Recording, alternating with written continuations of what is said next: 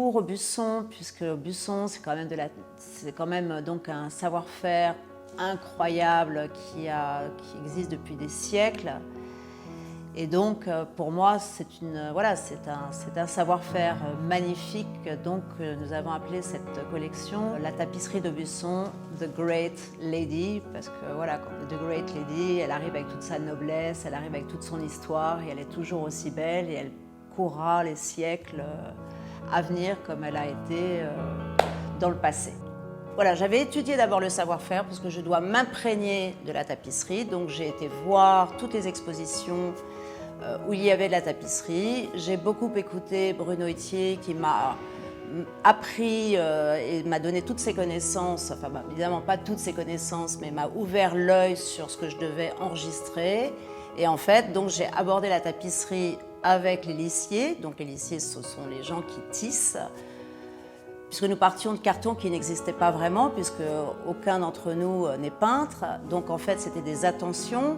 Et après, c'était d'étudier avec eux non seulement évidemment les couleurs, parce que évidemment tout le bonheur d'Aubusson, c'est qu'il crée les couleurs sur place.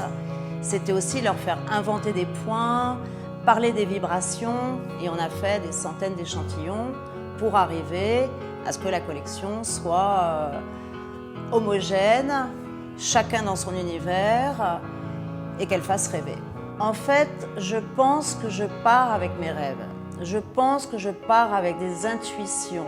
Et en fait, au fur et à mesure de travailler avec les artisans, mes envies se précisent. Je ne pars jamais bloquée sur quelque chose. Et c'est en travaillant, c'est en développant et en créant ces échantillons que je comprenais de mieux en mieux où je voulais aller exactement. Quand je travaillais avec les lissiers, plus ils pensaient comme moi, plus ils réfléchissaient comme moi, plus ils avaient la même culture que moi, plus les choses étaient faciles. C'est comme avec les designers, parce qu'il y a des échanges qui se font et que quand je leur dis quelque chose, ça doit rebondir dans leur imaginaire, ça doit rebondir dans leur propre culture, dans leur vie.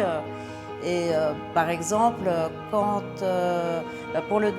revenir, je reviens à la console, mais quand je travaillais avec Catherine Vernet, pendant toutes mes vacances, je regardais les petites pousses dans la terre, et elle est rentrée de ses vacances en me disant « Valérie, j'ai passé mon temps à regarder les petites pousses dans la terre ». Donc ce qui amène à la fin à quelque chose d'exceptionnel, puisque tout le monde s'est concentré et centré sur la même vision, la même envie de voir les choses se faire, et à la fin on obtient un résultat.